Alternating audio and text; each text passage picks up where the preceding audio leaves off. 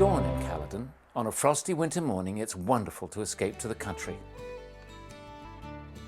The orchards are dormant, but inside this popular destination, there's plenty going on. Thomas Wilson is a master baker trained at the Cordon Bleu cooking school in Paris. I'm joining him in the very early hours because that's when bakers start their day.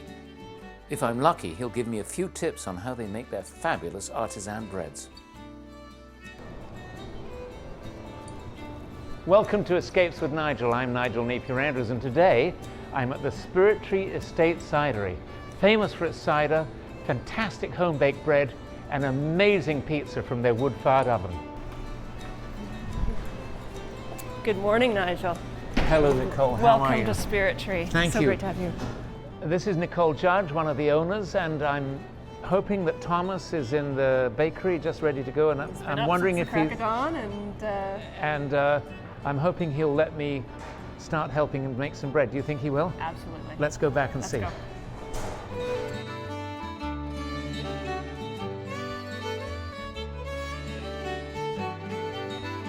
This is amazing stuff. It's a Caroline is very- the expert here behind me. It's a And very we got wet it all dough. out. Excellent, well done. Oh, look at that, See it's what I running mean? away already. Yep. Okay, so tell me what's in this astounding looking bread. It's one of our signature breads. It is a sourdough, but it's actually a fruit bread, so it's Right. a sweet bread. It's got a natural starter. It's got most of the liquid in it is actually fresh pressed juice. So that's basically what gives it all its liquid.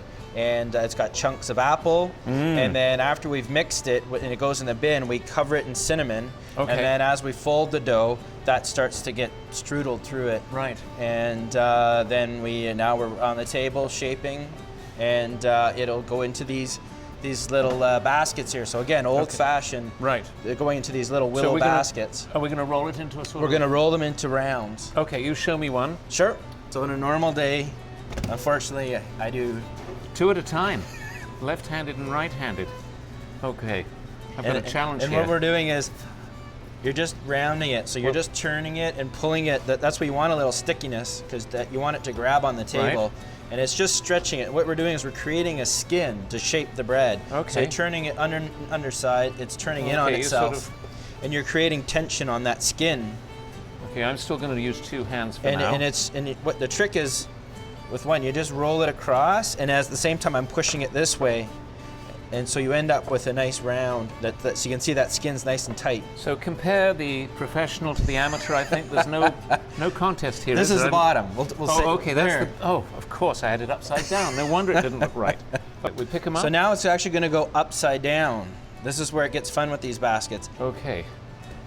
And So- it goes in upside... Oh, it's a bit sticky still here. sticks, yeah. Yes, okay, we've got to get all the dough in, and then we put it in upside down. Upside down. But the Now I idea, understand. the idea of the basket is, it's doing what normally a pan loaf of bread is doing. Right. It creates height in the bread. Okay. And you can see this dough's quite wet. It's going to want to just stay flat. So the idea is, by proofing in these baskets, it gets depth in the bread. And then we can't put it in the oven because, of course, this is going to burn. Right. We turn it upside down, and now the bread can come up naturally in the oven. Fantastic. So this is the oven. Ooh, nice and warm. Nice and warm. Right. Okay, so all that bread's going to go in the oven in a few moments. That's right. But first, before we do that, just tell me a little bit about this oven. Sure. The oven is it's basically a wood-fired bread oven. I mean, this is technology that's thousands of years old. This is how bread used to be made. Right. The fire goes right in the oven, and so first thing in the morning when we were in at 3:30, the first thing we do is get that fire started. Right. So right in the front here, we get a nice fire going, and then as that fire builds up, then we add more wood and we push it right to the back. Right. That's 8 feet deep inside. Outstanding. Well, I know there's this whole rhythm you're going to get into here, so Yep. I'm going to leave and let you get on with baking your bread, and I'm going to look forward to eating it later. Sure. You're going to see how quickly we have to go, because once that first loaf goes in, Yes. I have to have that whole oven loaded, or if I'm slow, that last one in, the first one's already cooked. Okay, well, I'm going to get out of your way. Thomas, thank you very much for an outstanding bread lesson today. Great, thank you. I'll see you later. Okay. Watching Thomas put his bread through its paces makes you realize this is a true master at his trade. The baguettes and other breads are baked directly on the hot bricks.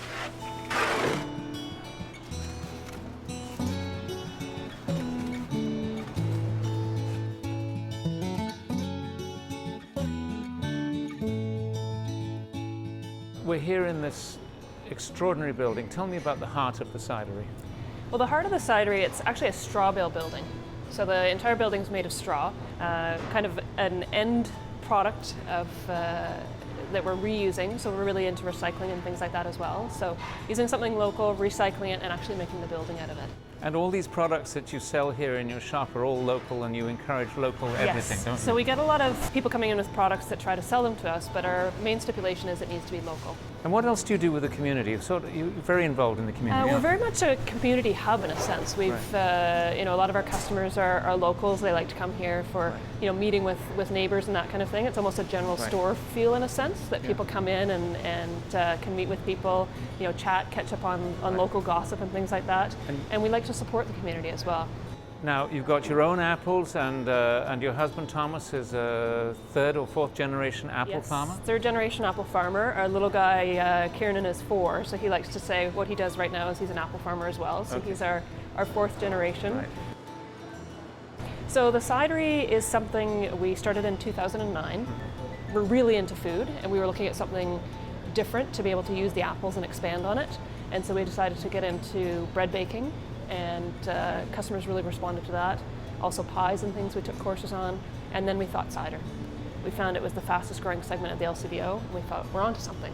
Went to Somerset, UK, actually took a course there on cider making from the experts. And did you bring back sort of elements from Somerset, things that you use? Definitely. Here? We have our draft cider is very much a British-based cider, so it's not quite as sweet as some of maybe the more traditional Canadian ciders have been, kind of the alcopop type ciders. So we wanted to make it more of an upscale drink, more focused on back to kind of the heritage of the British cider, but again with a little bit of a Canadian twist using Canadian apples and some of the British varieties as well. Well, I hope Thomas is going to finish baking soon, and maybe he'll take us on a tour of the almost cidery. Finished. I can go grab him, and I'm sure he'd be delighted to show you the cellar, and we can taste some ciders as well. Fantastic. Let's go and have a look. All right.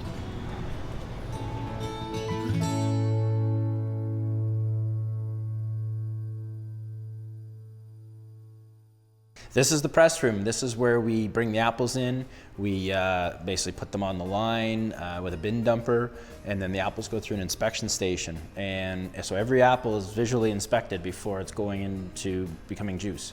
And at that point, anything's graded out, and then they get a little bath and a little scrub in the washer, and then they fall into an elevator which takes them up to the hammer mill. And the hammer mill is going to smash the apples into basically applesauce. And they fall into a hopper where they're waiting for the press when it needs it, and there's a little pump on the bottom that is going to pump all that slurry, that applesauce, into the press. And then from there, the press is going to extract all the juice. Now, once we've got juice, then we've got to turn it into cider. That's right. That happens in the cellar. Tell me about that. So right from the press, we have a hose that comes up into the room here, and the juice right off the press can flow by gravity right downstairs into the tanks. And from there it ferments. We do a cool ferment because it's in the cellar, and which again helps with our really good flavors. And after that, we're going to then age it, and we're looking for around 4 to 6 months to age it, mature it, and some of those really unique characteristics are going to come back out during that aging, and then it's time to bottle. You know, Thomas, that whole industrial process, which you're doing in a very sort of original way, is fascinating, but now I just want to taste it. Let's go.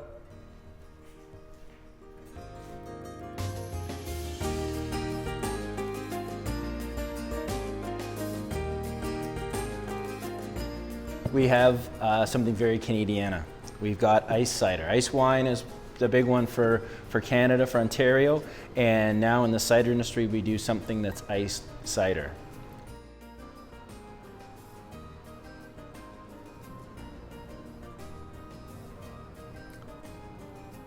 It's extraordinary. I mean, it's wonderful. I can't imagine anything nicer at the end of a meal than that. That's exactly. Just brilliant. It's great for a palate cleanser. It's great with a cheese plate, something like you mentioned after dinner. It's just a beautiful product.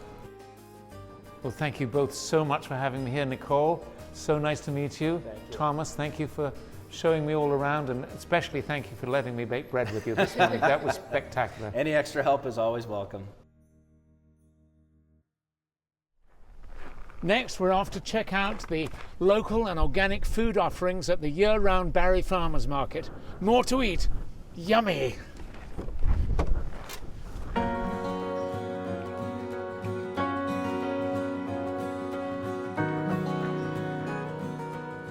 Good morning, Doug. Oh, How are hi. you? Nice to meet Nigel. you. We're here with Doug McBride, an organic farmer who's been here at the market for many, many years. Actually, how many years have you been here at the market? 1995. So Wow, that's a long time, isn't it? It is. We don't have to do the math. It's too early Thank in you. the morning. Thank you.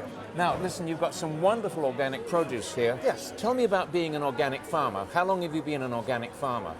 Since about 1994, Nigel. If you've been an organic farmer that long, then you were right in at the leading edge of the organic movement. What led you into organic food? Well, when we were looking at becoming vegetable farmers, we decided that we didn't want to use sprays. And therefore, we had to look for alternatives, and we investigated organic.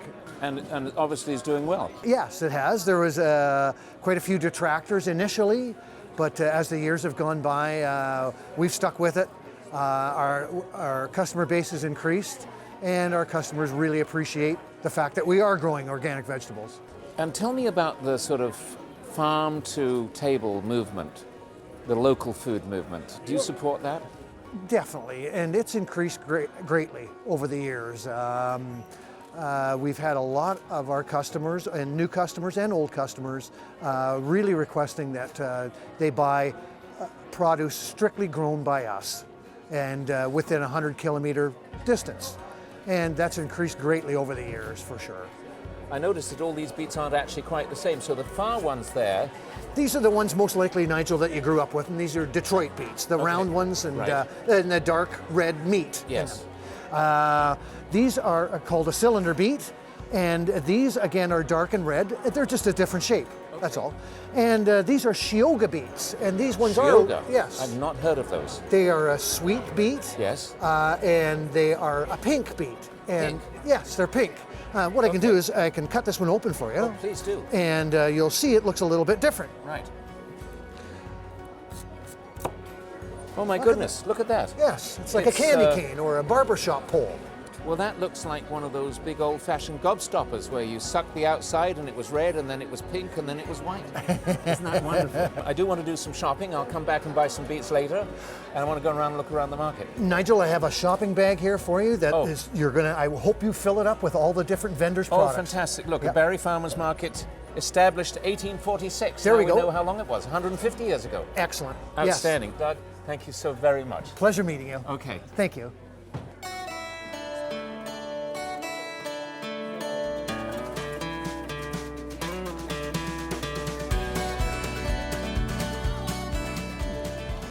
Good morning. I'm Nigel. Good morning, Adam. Adam, and you have honey. I do, yes. Is Yeah. it wildflower honey? It Yes, says? it's all produced locally in Barrie and Aurelia. Candles as well. Yeah, so beeswax, they make very nice candles that they burn for a long time and they make the room smell really wonderful. So, Well, I better have some of your wonderful honey that you were describing to me. Your wildflower honey? yeah, liquid wildflower, sure. Thank you. This should Yeah, cover it. yeah, that's great. Thank you very much, Nigel. Thank you.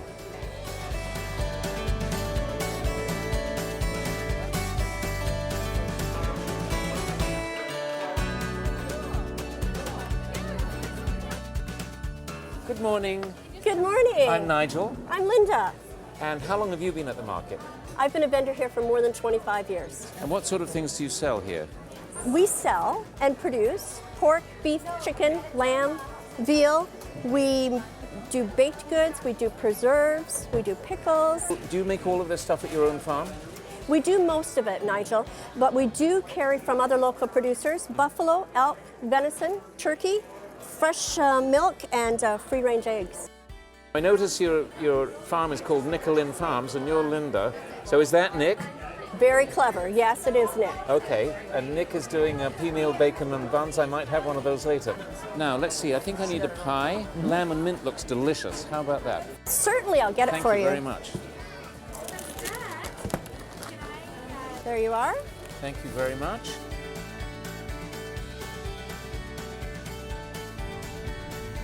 I never tire of the gastronomic delights I find when I escape to the countryside. Today we've experienced the flavours at the Spirit Tree in Caledon, Ontario, and organic food at the Barrie Farmers Market. For more information, check out their websites, and don't forget to visit my website for all sorts of extras about the show. I'll see you next time on Escapes with Nigel.